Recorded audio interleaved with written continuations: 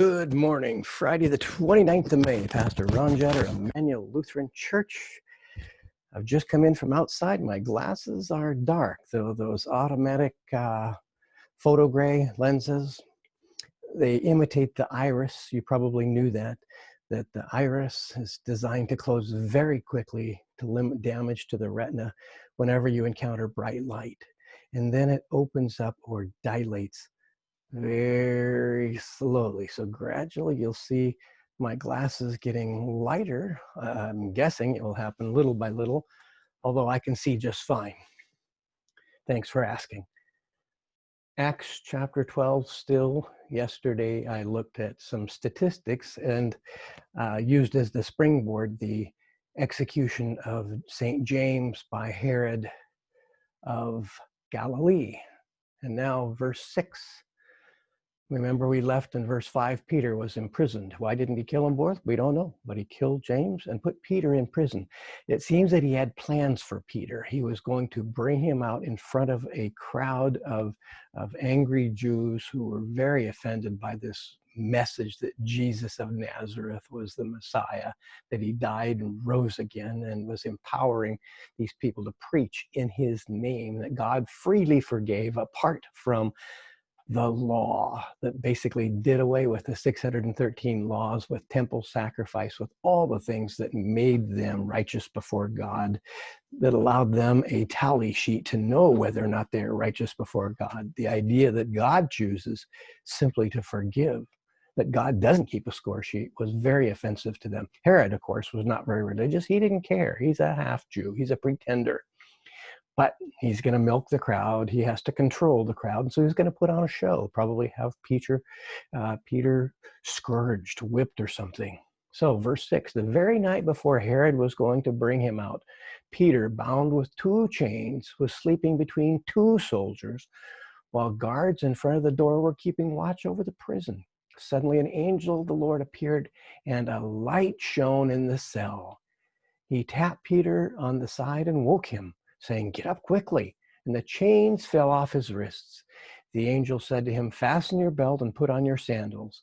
He did so. Then he said to him, "Wrap your cloak around you and follow me." Interesting. They left his cloak handy, so just in case he might escape and need it. Good thinking. Peter went out and followed him, but he did not realize what was happening with the angels. He did not realize that what was happening with the angels' help was real. He thought he was seeing a vision. After they passed the first and the second guard, they came before the iron gate leading into the city. It opened for them of its own accord. They went outside and walked along a lane, and suddenly the angel left him. Then Peter came to himself and said, "Now I'm sure that the Lord has sent his angel and rescued me from the hands of Herod and from all the Jewish people were expecting." Wow, freed from all that the Jewish people were expecting. They didn't get their bread and circuses. They didn't get to see a disciple of Jesus Christ tortured by Herod. Oh, well, maybe next time, huh? If Herod lives long enough, we'll see. I don't want to take away my own thunder, but we'll see. Don't read ahead. I'll surprise you tomorrow. Imprisoned. I can relate to that, and so can you. Why are we imprisoned? Physically, during this quarantine of COVID-19, economically, with all the businesses that are closing, or people who have been laid off, or not having enough employment, the restaurants, entertainment, Native American casinos that rely on all the trade, all the business that they get. It's a shame that they had to go to that just to have enough funds, but they have, and those funds have tended to dry up as the traffic to the casinos has been extremely limited or shut off altogether. Well, why are we imprisoned? It's not King Herod, it's King COVID. Let's call it that for today. I want to do a little more screen sharing because that's what I did last time. And if you recall, what I did was pulled up a website. I pulled up 2, one from the Centers for Disease Control and one from the National Hospice and Palliative Care Organization. Today, I want to take a look at Washington State Department of Health. I don't know if you are familiar with this or not, but let's take a look at this. I want you to feel free to check it out yourself, to become familiar with it. Again, it's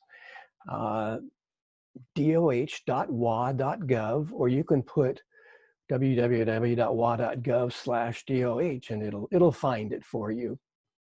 But this is the state map, and it shows the dark blue counties, the ones that are most affected, that have more than 1,500 cases in them. Wow. We've got Snohomish, we've got King, we've got Pierce, of course, and then there's Yakima. Wow, over 3,000 cases. Well, we can select for counties. We can look at different views. This is confirmed. Okay, now here we go. Confirmed cases, hospitalizations, and death. Second highest confirmed cases in the entire state, Yakima County. That's why we're in prison. That's why we have chains. That's why we're at home. That's why we have businesses that are shut down. That's why meat is becoming scarce or more expensive. Benton County is in the top 5. Okay, Snohomish, Pierce, they're up, and King, they're all beyond Benton. But Benton, on the east side, Benton's second only to Yakima. Spokane County is below that, but they're a lot more populated than we are. Spokane County deaths way, way under ours. I mean, now there are tabs down at the bottom. And to get to those tabs, I need to move my screen up a little. There we go. And we're just going to look at this. So you can get 6 different pages, different ways of looking at it. For instance, this is the confirmed cases. This is what they call the curve. Okay, there's the curve.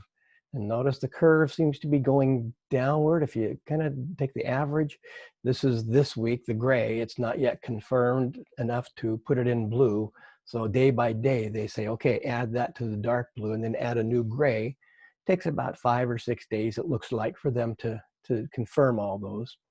Up here, data are incomplete, but that's the assumptions they're making, that the curve is dropping. Over here, we're seeing on the very left, select county. Well, right now, it's all the counties are select. So I'm going to go down and just select Yakima County, because our church is in Yakima County. Oops, we've got Thurston. We don't want Thurston. Wouldn't you know? Yakima keeps wanting Thurston. Yakima is all the way. Now it shows Yakima is still pretty high, and it's a very jagged, and then it shows it dropping right there. Confirmed cases may be dropping. Hospitalizations don't seem to be, though. They seem to be bouncing back up and down, and we're not really sure. In fact, by the time they end up with this, hospitalizations could be going the wrong way. Let's go back again to just, let's see what Benton County looks like for hospitalizations. Come on. There we go. So some incomplete data. Boy, a lot of incomplete data for Benton County. I'm not sure if their health department hasn't put those on there. Let's find Yakima County. Let's take that off. It's very, very picky, or maybe it's my computer that's too sensitive. But anyway, you get the idea of what you can do. Okay, there's Yakima County's hospitalizations. They're not going down. It's not a good trend. It's all over the board. Or the slide number 3, cumulative death. This is the important one when they talked about, if you've ever watched the news, and Andrew Cuomo of New York has been on the news, Jay Inslee of our own state, Gavin Newsom of New York. It seems like those 3 governors plus Mike DeWine of Ohio, and some of the others have been on television interviews, and they're talking about flattening the curve. Okay, so this curve here, they want it to gradually, now these are cumulative deaths. Well, cumulative deaths are always going to go up, but you want the rate to go down. So we want that curve to gradually not be sharp. You see right in here, it's the roller coaster going up steeply, and now it's not going up as sharp. So that's what they mean by flattening the curve. Confirmed cases, likewise. That case, okay, that seems to be trending. It's kind of steady, but hopefully it's not going to be as much hospitalizations. Let's see that curve. Well, hopefully flattening again. Now let's look at just Yakima County.